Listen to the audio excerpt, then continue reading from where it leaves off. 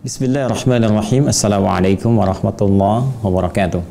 Alhamdulillahi rabbil alamin. Wassalatu wassalamu ala rasulillahil karim Nabiyina al-amin Sayyidina Muhammadin wa ala alihi wa sahbihi wa ummatihi ila yaumiddin wa ba'd. Faya ahbaballahi wa ahbaba rasulihi sallallahu alaihi wasallam. Usi nafsi wa iyyakum bitaqwallahi faqad fazal muttaqun. Fala tamutunna illa wa antum muslimun. Faqala ta'ala ya ayyuhalladzina amanu taqullaha haqqa tuqatih wa la tamutunna illa wa antum muslimun. Saudara-saudariku, berjumpa kembali dalam kajian Kitabus Shaum, mengambil referensi dari karya fenomenal Al-Imam Al-Bukhari, yaitu kitab Sahih Al-Bukhari. Hari ini kita telah sampai di hari yang keempat di bulan Ramadan. Kita bermohon pada Allah Subhanahu wa taala semoga hari ini kita dimuliakan oleh Allah Subhanahu wa taala, dan lebih dari itu kita bermohon pada Allah Subhanahu wa taala semoga seluruh amal ibadah yang telah kita tenun, kita tunaikan khususnya dari awal Ramadan sampai dengan detik ini berkenan diterima oleh Allah Subhanahu wa taala dengan penerimaan terbaik insyaallah. Baik, kita ingin coba lanjutkan bahasan kita di Kitabus Shaum. Kali ini kita akan masuki hadis yang keempat. Ya, masih dalam pembahasan Kitabus Shaum. Kemarin kita ambil bab wujub shaum Ramadan dan telah kita tuntaskan 3 hadis. Dan di hari yang keempat ini kita akan masuki bab yang baru. Ya, bab yang kedua yaitu bab fadli as-shaum. Bab tentang keutamaan puasa. Jadi ketika kita menunaikan puasa ini, apa yang kita dapatkan? Ya, motivasi yang terbaik yang disampaikan oleh Nabi Shallallahu Alaihi Wasallam sehingga menjadikan kita semakin bersemangat untuk menunaikan ibadah. Dan ini manhaj, ya, manhaj Rabbani dan manhaj Nabawi. Jadi Allah sendiri sudah menyampaikan kepada kita tawaran-tawaran kebaikan, keistimewaan, kemuliaan di balik ibadah yang kita tunaikan. Seperti kita ambil Quran surah ketiga Ali Imran misalnya di ayat 133 sampai 134. Ya, wasari'u ila maghfiratin min rabbikum wa jannatin arduha as-samawati wal ardu u'iddat lil muttaqin. Bergegaslah Anda untuk senantiasa berintrospeksi diri, bermuhasabah. Tidak ada yang sempurna, jadi kita harus belajar memperbaiki hal-hal yang kurang di masa lalu untuk menjadikan pelajaran lebih baik di masa yang akan datang. Kemudian berharaplah, kata Allah, untuk mendapati tempat tinggal terbaik saat kembali kepada Allah di akhirat, karena disiapkan satu surga seluas langit dan bumi. Allah menyiapkan surga seluas langit dan bumi untuk orang-orang yang bertakwa. Nah, ini motivasi terbaik. Jadi Allah meminta kita menunaikan satu ibadah, pekerjaan, aktivitas, amal saleh yang nanti hasil yang didapatkan dari itu semua Allah balas dengan surga yang seluas langit dan bumi dengan segala keindahannya. Ustaz, apakah ini keluar dari jalur keikhlasan? Tidak. Karena ikhlas itu mengerjakan sesuatu semua karena Allah. Nah, ini Allah yang perintahkan. Jadi masih dalam term ikhlas di sini. Allah yang perintahkan, kamu beramal, nanti aku kasih surga. Ya, berharap dapat surga. Jadi ketika kita beramal, berharap untuk mendapat surga karena perintah Allah, maka ini pun masih masuk dalam kategori ikhlas, menunaikan sesuatu karena Allah. Dan karena Allah itu karena mengikuti perintah Allah Subhanahu wa taala. Ya, nanti ada tingkatan-tingkatan terkait dengan keikhlasan dalam ibadah. Ya, di antara tingkatan itu adalah menekuni satu ibadah karena perintah Allah untuk mendapatkan surga misalnya, dan tingkat tertingginya untuk mendapatkan ridha Allah. Ya, ridha Allah, waridwanu minallahi akbar, dan ridha Allah itu yang paling tinggi yang disampaikan di surah Ali Imran di ayat yang 14 sampai 15 itu, ya, khususnya di ayat yang ke-15-nya nanti waridwanu minallahi akbar, dan keriduan Allah itu tingkat tertingginya. Ya, saya terserah Allah deh, mau dikasih surganya yang biasa atau dikasih yang mana, yang penting ridha Allah saya dapatkan. Nah, orang-orang yang berharap tadi, maka diberikan rincian amalan di ayat 134-nya. Alladzina yunfiquna fis sarra'i wad dharra wal kadhibina al ghaidha wal 'afina 'anil nas wallahu yuhibbul muhsinin. Yaitu orang-orang yang senang berbagi dengan sesamanya, sanggup menahan amarah, kemudian mampu memaafkan kesalahan orang lain, dan Allah mencintai orang-orang yang senantiasa menenun kebaikan dalam kehidupannya. Nah, jadi kalau kita banyak berbuat baik dalam kehidupan, dikerjakan karena Allah, kemudian kita bisa mencoba untuk saling memaafkan, ya, karena Allah, menahan amarah pada yang tidak produktif, kemudian saling berbagi dalam kehidupan. Ini kan hubungan sosial kehidupan, sisi humanisme, ya, yang kita tata dengan interaksi sesama kita. Nah, itu balasannya besar di sisi Allah dan dimasukkan dalam kategori orang takwa. Dan dijamin oleh Allah jika benar dilakukannya karena Allah, mendapatkan balasan surga seluas langit dan bumi. Nah, ini motivasi tinggi. Jadi kalau kita hadirkan, wah, saya mau berbagi ini, mau infak sekecil apapun karena Allah, dan Allah akan balas dengan surga yang melimpah. Motivasinya besar.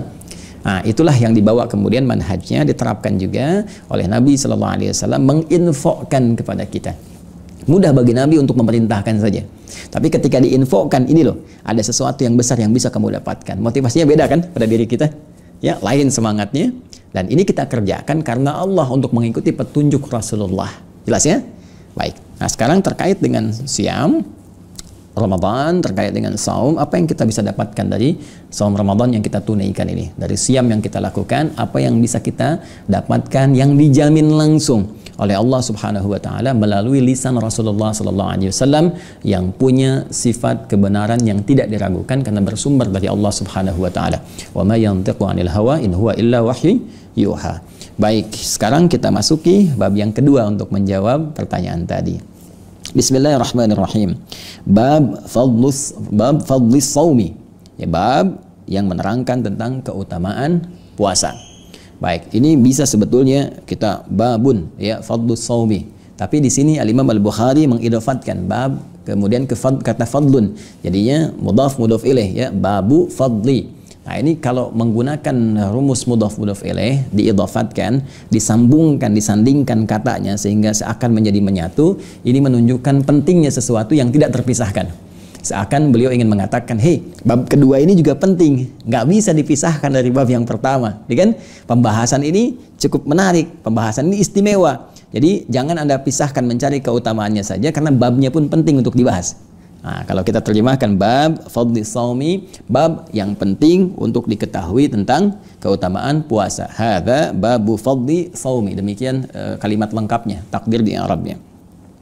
Baik, hadisnya urutan nomor 1894, ini mengurutkan dari hadis yang pertama dari kitab Badul Wahyi sampai dengan kitab As-Shaum, kitab ke-30, hadis yang keempat di urutan kitab As-Shaum, dan hadis nomor 1894 di urutan seluruh turunan kitab Sahih. Bismillahirrahmanirrahim, kita bacakan hadisnya.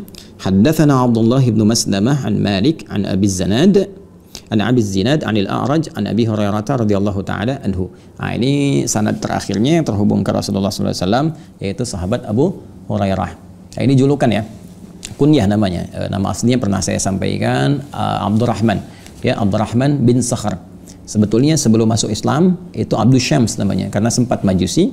Kemudian tidak puas pencarian, nah itu kalau ilmuwan dengan orang pintar itu kan senantiasa mencari, melihat ya hal-hal yang logik, yang tidak, yang menyambungkan kita pada fitrah itu dicari. Seperti contoh Nabi Ibrahim dalam Al-Quran di surah Al-An'am juga dikabarkan kepada kita bagaimana pencarian dalam kehidupan kita untuk kembali kepada Allah. Hakikatnya begitu. Ya, maka beliau dari yang tadinya majusi, kemudian mencari, sempat masuk Kristen, tidak puas juga, kemudian mendengar informasi ada Nabi di Al-Madinah Al-Munawwarah, datang ke sana di hampir penghujung kehidupan Nabi, ya. Riwayat menyebutkan tahun ke-7 Hijrah. Tahun ke-7 Hijrah berarti 3 tahun sebelum Nabi SAW itu wafat. Maka ketika sampai berjumpa dengan Rasulullah, melihat bagaimana akhlak beliau, tuturnya yang sangat indah, konsistensi dalam kehidupannya, Masya Allah, langsung memutuskan untuk bersyahadat dan masuk Islam. Dan demikian ajaran Islam yang indah itu, ya. Berdakwah lewat akhlak itu Masya Allah sangat positif, sangat cepat, dan lebih dibandingkan dengan tuturan kata-kata saja. Karena itu saya selalu penting menanamkan kepada diri pribadi dan kita semua, akhlak itu diutamakan. Apapun profesi kita, ya, Anda di birokrasi, di diplomasi, misalnya di perusahaan, jadi guru, jadi macam-macam, tunjukkan akhlak mulia sebagai orang muslim. Orang Islam gak korupsi, orang Islam gak menipu, orang Islam disiplin, orang Islam baik, gitu kan, orang Islam sabar, orang Islam tawadhu dan sebagainya. Begitu itu tumbuh dalam kehidupan kita, itu sangat mudah orang mengenal keislaman. Jadi pancarkan cahaya Islam itu dalam perilaku kita. Tidak sekedar tertuliskan di buku-buku, tidak sekedar terfirmankan di mushaf, gitu kan, atau terbacakan di hadis-hadis, tapi pancarkan lewat perilaku kita. Maka mudah orang mendapatkan hidayah dari Allah Subhanahu wa taala dengan jalan-jalan tadi, dengan izin Allah Subhanahu wa taala, dan cahaya Islam dirasakan dalam kehidupan. Baik, termasuk sahabat mulia ini ketika masuk Islam diganti namanya menjadi Abdurrahman. Bapaknya Sakhar disebut Abdurrahman bin Sakhar. Nah, jadi begitu masuk Islam, beliau merasakan, nah ini manhaj lagi. Ya, mohon izin ya, kalau belajar hadis dengan saya khususnya, saya akan coba memberikan inspirasi dari sanad dulu sebelum sampai ke matan atau sisi informasinya. Jadi kita bisa belajar dari orang-orang terdahulu apa yang bisa kita ambil. Nah, tadi seperti tadi saya sampaikan, sahabat Abdurrahman ini bin Sakhar itu kan masuk Islamnya termasuk kalangan akhir-akhir di antara sahabat, kurang lebih 3 tahun sebelum Nabi SAW wafat. Nah, perhatikan cara berpikirnya. Wah, saya tertinggal nih. Yang lain sudah duluan. Abu Bakar As-Siddiq radhiyallahu taala anhu sudah duluan, Umar sudah duluan, Utsman sudah duluan, Abdurrahman bin Auf sudah duluan. Saya terlambat gitu kan. Dan ini sesungguhnya yang paling hakiki, yang paling benar. Ini fitrahnya, ini yang paling dahsyat, paling hebat, merubah manusia jadi baik, menciptakan peradaban, menciptakan pancaran pengetahuan dan sebagainya gitu kan. Akhirnya apa yang terjadi? Saya harus susul mereka. Nah, ini ya, ini semangat ini harus kita bawa. Pola berpikir, mindset seperti ini. Jadi kalau kita merasa tertinggal, bukan pesimisme yang dibangun, tapi kita susul. Ya, kita belajar nih, orang sudah menghafal misalnya 29 juz, kita baru mulai mau belajar tajwid misalnya kan, bukan aib. Tapi bersyukur pada Allah masih diberi hidayah untuk mau belajar. Setelah itu kita semangat, ini tambah semangatnya. Kalau dia belajar cuma 1 jam, kita sehari tambah 2 jam, kita sehari tambah 3 jam, kita bagi waktunya. Ya, pagi, siang, sore kan bisa kita ambil. Pagi 1 jam, siang 1 jam, sore 1 jam, gitu kan. Malam di murojaah sedikit. Nah, itu kalau kita tambah demikian, itu Masya Allah. Ya, hasilnya akan lebih bagus. Mengejar kepada teman-teman yang lainnya. Nah, ini seringkali konsep ini dibawa ke sistem duniawi. Ukhrawinya kadang lupa gitu. Coba lihat, kalau sistem duniawi, ya begitu mau ujian, kan belajarnya lebih ditingkatkan. Coba lihat teman-teman yang mau UMPTN, ya ujian masuk perguruan tinggi negeri, wah luar biasa belajarnya.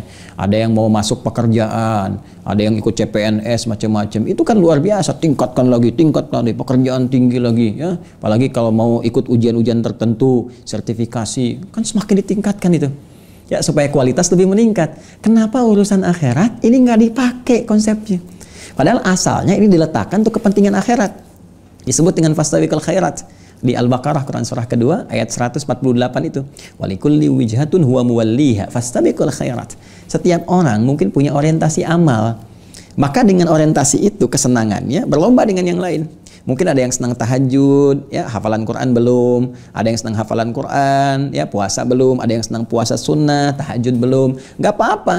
Ya, tapi konsisten di situ dan berlomba dengan yang lain, maksimalkan betul. Ya maksimal, kalau saya nggak sempat bangun malam, sedekahnya yang ditambah. Jadi semua berlomba untuk menyusul mendapatkan ridha Allah Subhanahu wa taala. Nah, ini yang dilakukan oleh sahabat Abdurrahman. Maka jika sahabat-sahabat yang lain misalnya ada yang menunggu di majlis Nabi saja, ya ada yang datang ke waktu-waktu pengajian tertentu misalnya kan, nggak semua sahabat tuh kumpul setiap ada pengajian Nabi karena aktivitas beda-beda. Ya, ada yang berbisnis, ada yang berniaga kemana, ada yang macam-macam gitu kan. Nah, sahabat ini Abdurrahman bin Sakhar memilih untuk konsisten. Ya, di sisa kehidupan beliau itu digunakan untuk berkhidmat kepada ilmu yang didapatkan dari Rasulullah SAW. Maka fokuslah beliau di situ dimanfaatkan. Ya, setiap ada majlis Nabi sudah ada di situ. Bahkan sebelum Nabi berangkat banyak kisah kita dapatkan dalam sejarah itu sampai nunggu depan rumah Nabi untuk memperhatikan dari mulai Nabi berangkat bagaimana. Orang kan taunya Nabi ngajar, ini tidak. Ya, dari mulai Nabi berangkat, jalannya bagaimana, nengoknya seperti apa, kalau makan bagaimana, kalau sholat diperhatikan, ini itu hampir semua hidupnya diabdikan untuk mengetahui keseharian Nabi Sallallahu Alaihi Wasallam dan mendapatkan ilmu-ilmu dari Rasulullah Sallallahu Alaihi Wasallam.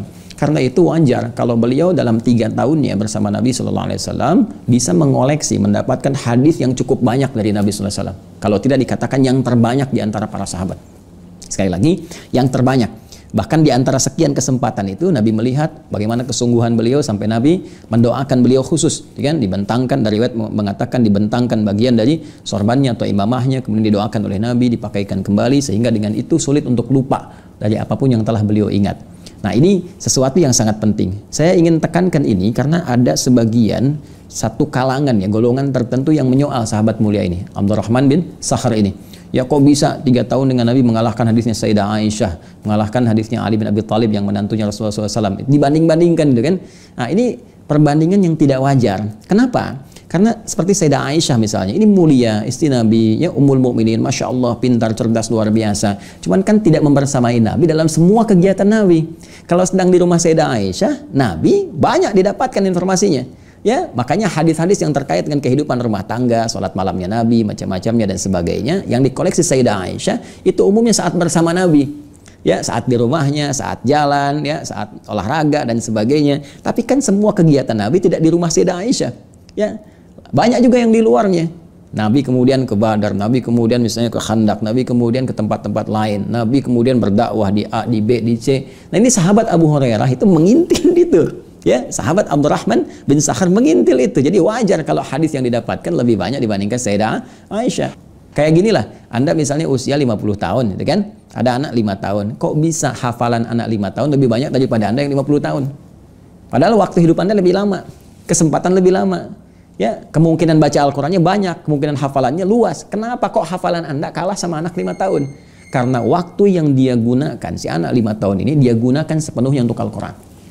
Sedangkan Anda masih bercabang. Ya, demikian beberapa sahabat yang lain. Nah, ini keteladanan pertama. Yang kedua, sahabat Abdurrahman ini, ya, bin Sakhar, itu kalau mendapatkan sesuatu dari Nabi, berusaha mengamalkan sepenuh yang bisa dilakukan. Wah, ini dahsyat nih. Ya, jadi persis itulah, dapat satu hadis, coba diamalkan, itu manhaj. Ya, jalan hidup, jalan terang yang bisa kita ikuti. Makanya kalau dapat satu ayat, satu hadis, mencoba untuk kita amalkan. Dan ini sudah umum, jamaah di kalangan para sahabat. Ya, nah, ini keutamaan spesifik beliau, dapat satu hadis, amalkan. Sehingga ketika Nabi memberikan isyarat tentang bersikap mulia pada lingkungan sekitar, bukan hanya manusia, dengan hewan, kan, dengan tumbuhan dan sebagainya, langsung dipraktekkan. Ya, ada riwayat menyebutkan sepulang dari satu hal, ya, satu kejadian, ada yang menyebutkan referensi dari majlis Nabi, ada yang menyebutkan dari yang lain. Singkatnya, menemukan seekor anak kucing kecil liar. Ya, liar. Jadi kucing itu kalau kucing rumahan, nah itu disebutnya dengan kitton, ya, umum itu kitton. Jadi sekarang ada Hello Kitty, ya, kucing rumahan. Bisa jadi bantal, jadi sarung, jadi macam-macam. Kalau kucing liar itu disebut hurratun, haknya besar, hurrah. Ya, anak kucing liar itu Hurairah. Nah, jadi menemukan anak kucing kecil liar, ya, kehilangan induk, mengeong-ngeong, dipraktekkan kasih sayang itu, diambil kemudian dirawat oleh beliau, malam-malam dingin diselimuti, lapar disuapi dan sebagainya. Sehingga ada kisah menyebutkan ketika jalan kemanapun dibawa, masukkan ke jubahnya. Pernah berpapasan dengan Rasulullah SAW. Ketika berpapasan, anak kucing liar itu, anak kucingnya keluar, ya, mengeong. Maka Nabi melihat, mengatakan, anta Abu Hurairah. Anta Abu Hurairah, kamu bapaknya anak kucing kecil liar. Jadi kalau ada yang sayang kepada anak kucing seperti bapak sayang pada anaknya, kamu. Ya. Nah, itu satu hal kunyah yang indah, yang bagus, menunjukkan rasa sayang yang tinggi. Ini yang bisa kita ambil, bukan cuma hafalan, setelah itu dikenal menjadi Abu Hurairah, gitu kan? Nah, terus Anda bikin Ummu Hurairah atau Ammu Hurairah, tidak. Lebih dari itu adalah nilainya kasih sayang. Nggak apa-apa, Ummu Hurairah belum ada sampai sekarang, ya. Ammu Hurairah, pamannya anak kucing kecil, juga belum ada. Kalau mau diambil silahkan, tapi praktekkan nilai kasih sayangnya. Nah, di antara sekian interaksi beliau yang mengumpulkan banyak hadis, konon ada yang menyebutkan sampai 7.000 hadis, adalah hadis yang dikutip oleh Imam Al-Bukhari dalam kitabnya ini, yang kita akan bacakan riwayatnya. Baik, an Abi Hurairah radhiyallahu taala anhu, hadisnya riwayat Abu Hurairah, tadi Abdurrahman bin Sakhar, semoga Allah memberikan ridhonya kepada beliau. Anna Rasulullah sallallahu alaihi wasallam qaal, beliau menyampaikan bahwa Rasulullah sallallahu alaihi wasallam pernah, ya, bersabda, as-siyamu junnatun fala yarfuth wala yajhal wa in imru'un qatalahu aw syatamahu falyaqul inni sha'imun marrataini walladhi nafsi biyadihi la khulufu famis shaimi atyabu 'indallahi ta'ala min rihil miski yatruku ta'amahu wa syarabahu wa syahwatahu min ajli as-siyamu li wa ana ajzi bihi wal hasanatu bi asyri amthaliha. Diriwayatkan juga di hadis Muslim nomor 1151. Baik, kita bacakan dulu, setelah itu kita gali, dari situ kita dapatkan beberapa turunan-turunan. As-siyamu junnatun, puasa yang benar ditunaikan itu akan melahirkan perisai yang tidak tampak. Fala yarfuth, maka untuk mendapatkan puasa yang benar itu hindari, jangan sampai berkata yang kotor.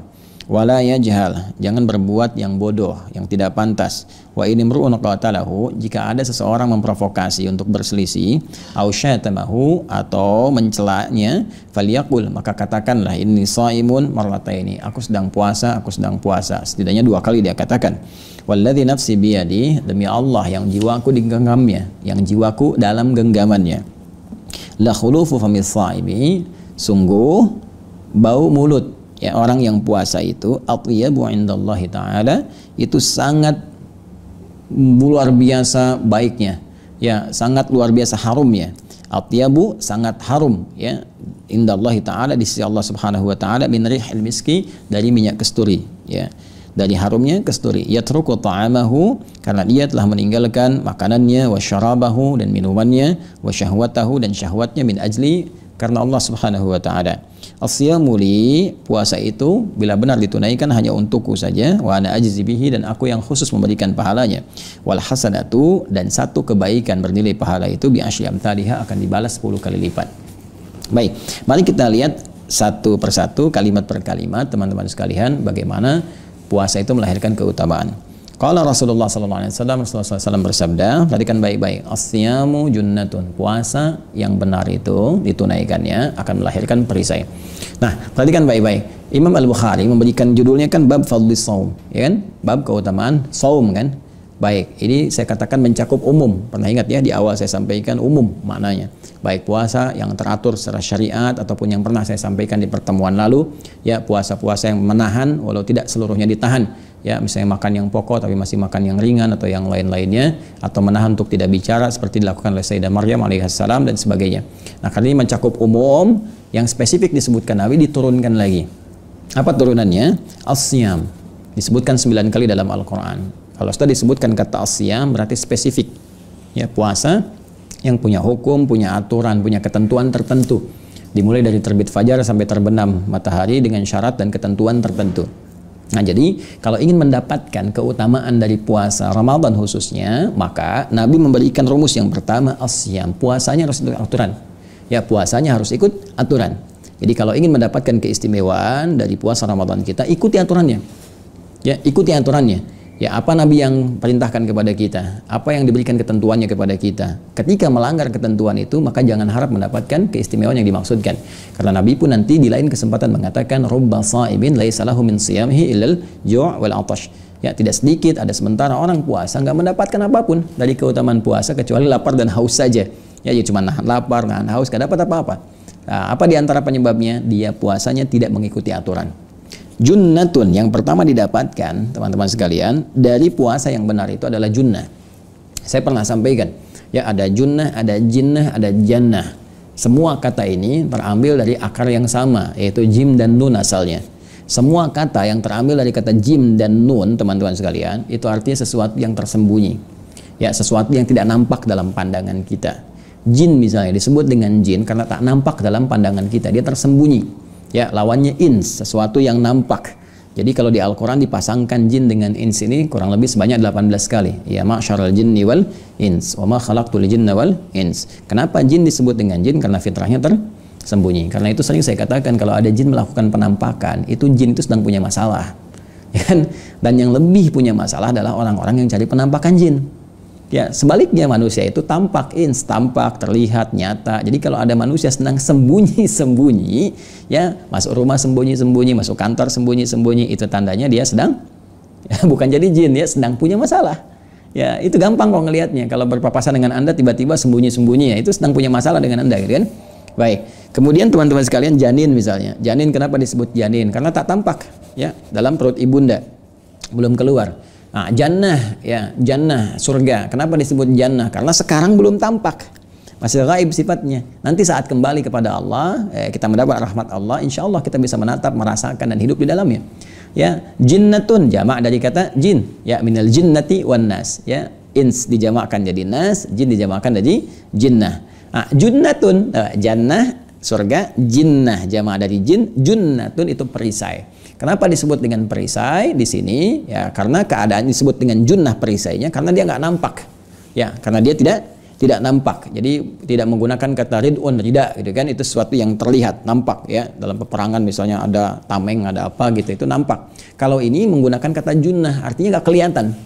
Tapi dia perisai. Perisai apa yang dimaksudkan? Perisai dari segala godaan-godaan setan untuk berbuat maksiat. Jadi kalau orang terbiasa menunaikan puasa dengan benar, dilatih dengan ibadah di dalamnya, dilatih sholat malam dia, dilatih dekat dengan Al-Quran, dilatih zikir, dilatih mendekat kepada Allah. Nah, itu semua latihan itu akan membentuk perisai imajiner yang tak tampak dalam diri dia, tapi bisa menjadi tameng dari perbuatan maksiat. Jadi ketika maksiat didorong oleh setan ke matanya, lihat nih misalnya, yang jelek itu bisa mental seketika. Bahkan belum diperlihatkan, sudah merasakan udah nggak enak nih, jauhi. Ya. Nah, diprovokasi misalnya kan kata-kata kotor atau jorok atau apa, dia sudah nggak suka. Ya, lihat tayangan aja nih, tayangan misalnya di TV yang nggak benar misalnya kan, atau di internet atau macam-macam, dia sudah mau berpaling. Nah, itu perisai itu yang dimaksudkan. Jadi ada sensitivitas, ya, kepekaan yang tinggi dalam meninggalkan maksiat. Nah, itu junnah yang berperan itu. Junnah. Nah, puasa itu mendorong seseorang mendapatkan itu. Jika dia benar menunaikannya sesuai aturan, hukum dan ketentuannya. Dan memanfaatkan latihan saat puasa itu dengan maksimal. Hasilnya itu. Makanya kalau Anda misalnya sampai hari keempat ini belum mendapatkan itu, berarti ada yang harus diperbaiki. Ya, tapi kalau kepekaan itu sudah muncul, ya minimal ada dua nih yang dirasakan nih. Kepekaan untuk cepat menunaikan ibadah, yang kedua kepekaan untuk meninggalkan maksiat. Itu pasti akan terlatih selama puasa. Nggak percaya silakan. Sekarang kan peka kan, sebelum adzan sudah lihat-lihat jam berapa waktu ini, jam berapa itu. Walaupun mungkin ada tahapan. Pertama lihat dulu jam berapa buka. Setelah itu nanti naik nih jam berapa waktu sholat. Buktinya sekarang masjid kan boleh penuh, musola di kantor penuh kan. Ya itu ada kepekaan, itu sudah bagus. Nah kemudian sisi yang berlawanannya adalah tentang maksiat, kepekaan meninggalkan maksiat. Nah, pasti akan terlatih selama puasa itu. Minimal pertama perasaan takut batal puasa, nggak mau takut batal, nggak mau bohong, nggak mau melangkah ke sini, nggak mau ikutan ke tempat ini, maksiat. Lama-lama terbentuk jadi karakter. Nah ketika membentuk jadi karakter meninggalkan maksiat dan anti maksiat, itu yang disebut dengan junnah namanya. Nah, jadi siam itu jika dikerjakan dengan benar, maka keistimewaan yang pertama, orang ini akan mendapatkan junnatun, perisai yang tidak tampak yang hadir dalam kehidupannya. Nah, ada beberapa yang ditekankan oleh Nabi Shallallahu Alaihi Wasallam untuk melatih perisai itu supaya cepat muncul dan peka. Jika benar kita latihan ini, maka insya Allah akan melahirkan kecepatan dalam mendapatkan perisai yang dimaksudkan dan sebagai parameter keberhasilan puasa kita. Apa amalan yang diisyaratkan oleh Nabi itu, seperti apa kita kemudian bisa menitinya untuk bisa mendapatkan apa yang kita harapkan. Ini yang menjadi sambungan dari hadis yang dimaksudkan. Tadi baru dua lafaz tuh, asyamu junnah. Ini masih banyak lafaznya lagi nih, 1, 2, 3, 4, banyak nih ya, sampai puluhan. Nah, insya Allah sabar. Kalau Allah berikan kesempatan, waktunya masih panjang, ini masih hari yang keempat, insya Allah kita akan teruskan esok hari. Di hari yang kelima Ramadan, hari Sabtu, hanya di Adi Hidayat Official, channel resmi WAHA ya, di Adi Hidayat Official. Insya Allah setiap siang tayang jam 1, kecuali Jumat kita ada penyesuaian karena menunaikan ibadah Jumat terlebih dahulu. Dan mudah-mudahan Allah berikan kesempatan untuk mengkhatamkan kitab ini sebelum kita tuntas, teman-teman sekalian, kembali kepada Allah, atau minimal selama Ramadan ini yang bisa kita dapatkan. Saya kira itu yang bisa disampaikan. Mudah-mudahan Allah sampaikan kita pada kebaikan. Dan ingat, sore pun nanti insya Allah ada serial Aku Suka. Ayo kultum sejenak sebelum berbuka. Ayo kultum sejenak untuk berbuka. Demikian, semoga Allah muliakan. Allahumma taqabbal minna innaka antas sami'ul alim wa tub 'alaina innaka antat tawwabur rahim. Rabbana atina fid dunya hasanah wa fil akhirati hasanah wa qina adzabannar. Bi fadlika subhana rabbika rabbil izzati amma yasifun wa salamun 'alal mursalin wa akhiru da'wana alhamdulillahi rabbil alamin. Assalamualaikum warahmatullahi wabarakatuh.